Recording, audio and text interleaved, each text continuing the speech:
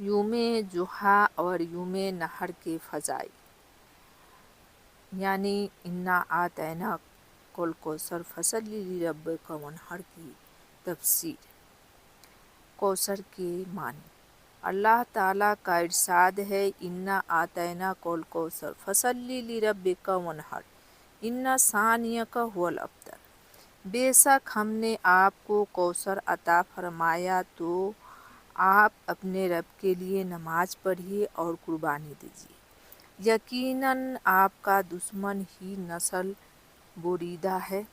حضرت ابن عباس فرماتے ہیں کہ کوثر سے مراد خیر کثیر ہے، جو قرآن بھی ہے، نبوت بھی ہے اور جنت والی، و نہر بھی جو وسط جنت میں رواں ہے، جس کا اندرونی حصہ اندر کی سطح کھوکھلے موتی سے بنا ہے اور اس کے دونوں کناروں پر سبز یاقوت کے قفسے ہیں، جس کا پانی شہد سے زیادہ سری، مکھن سے زیادہ نرم اور جس کی کیچڑ خالص مسک سے زیادہ خوشبودار ہے۔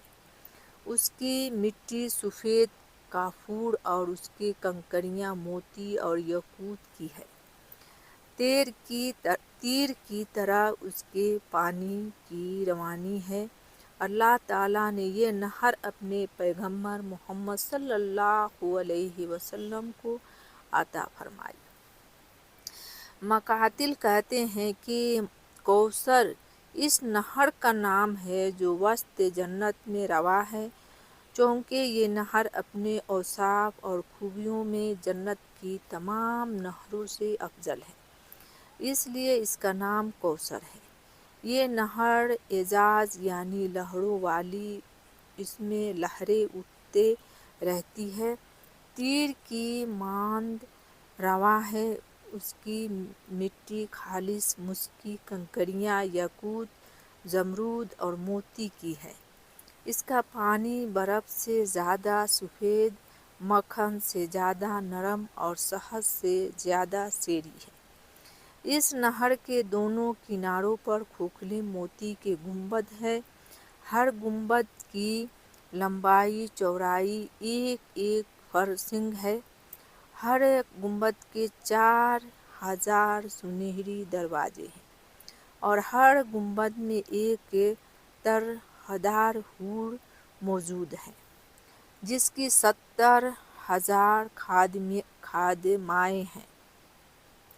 رسول خدا صلی اللہ علیہ وسلم نے فرمایا، میں نے شب معراج میں جبرائیل علیہ السلام سے دریافت کیا کہ یہ خیمے کیسے ہیں؟ انہوں نے بتایا کہ یہ جنت میں آپ کی بیویوں کے رہنے کے مکانات ہیں۔ کوثر سے اہل جنت کے لیے وہ 4 نہریں نکلتی ہیں جن کا ذکر اللہ تعالیٰ نے سورہ محمد صلی اللہ علیہ وسلم میں فرمایا ہے، ایک نہر پانی کی، ایک دودھ کی، ایک شربت کی اور ایک شہد کی ہے۔ فصلی لربک وانحر کی تفسیر میں مقاتل کہتے ہیں کہ اس کا مطلب یہ ہے کہ نماز پنجگانہ پڑھو اور قربانی کے دن جانور اونٹ بکری ذبح کرو۔ بعض نے کہا ہے کہ اس میں مراد عید کی نماز پڑھنا ہے اور منع میں اونٹ کی قربانی کرنا ہے۔ بعض علماء نے ان نہر کی تشریح میں کہا ہے کہ اپنے ہاتھوں کو تکبیر کے لیے ہنسلی کی ہڈی تک اٹھاؤ، نہر تک، اور بعض نے کہا ہے کہ اپنے سینہ کو قبل رخ کرو۔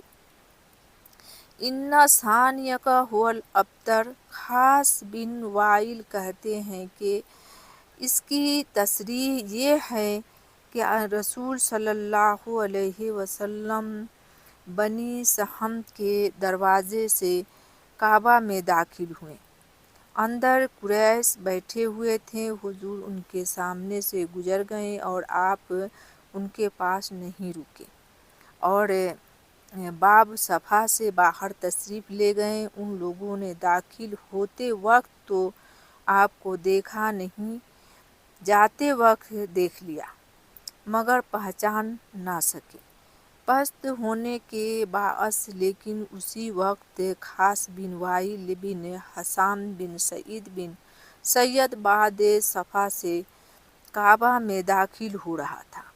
اس نے آپ کو دیکھ کر پہچان لیا۔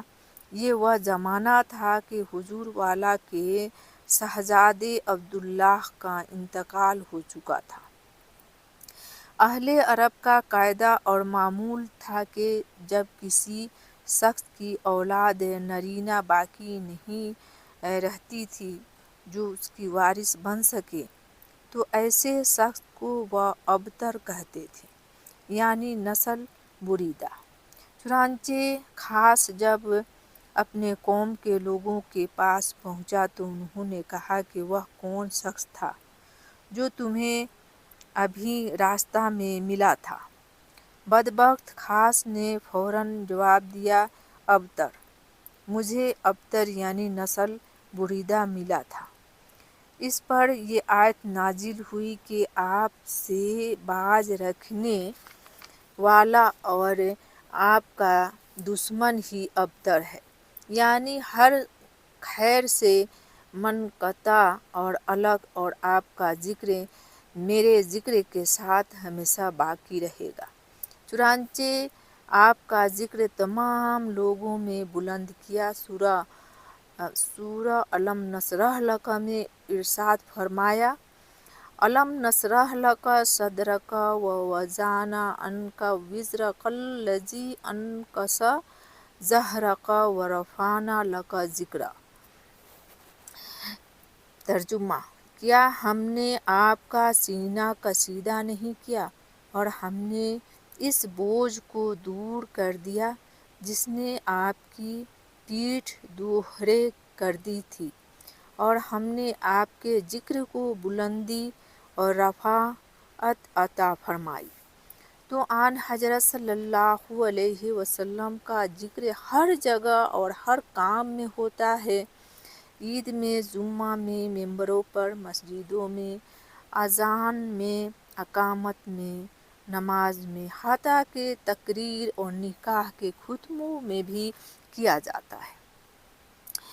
فردوس اعلیٰ کو آپ کی منزل قرار دیا۔ آپ کے دشمن اور بدگو کی بدگوئی آپ کو نقصان نہیں پہنچا سکتی، بلکہ نبی کریم صلی اللہ علیہ وسلم کے بارے میں بدگوئی کے باعث خاص بن وائل کا ٹھکانہ جہنم قرار پایا، جہاں وہ طرح طرح کے عذابوں اور رسوائیوں میں مبتلا رہے گا۔ اس سزا کا موجب مذکورہ قول اور رسول کا انکار تھا۔ اسی طرح حضور سے محبت رکھنے والے ہر مومن کو جنت اور دشمنی رکھنے والے منافق اور کافر کو دوزخ کا عذاب دیا جائے گا۔ آیت فصلی لربک وانحر میں اولاً تو اللہ تعالیٰ اپنے نبی محترم صلی اللہ علیہ وسلم کو اور آپ کی امت کو نماز کا حکم دیا، اس کے بعد دوسری چیزوں یعنی دعا اور قربانی کا امر فرمایا۔ آمین ثم آمین۔ اللہ رب العالمین۔ السلام علیکم ورحمۃ اللہ وبرکاتہ۔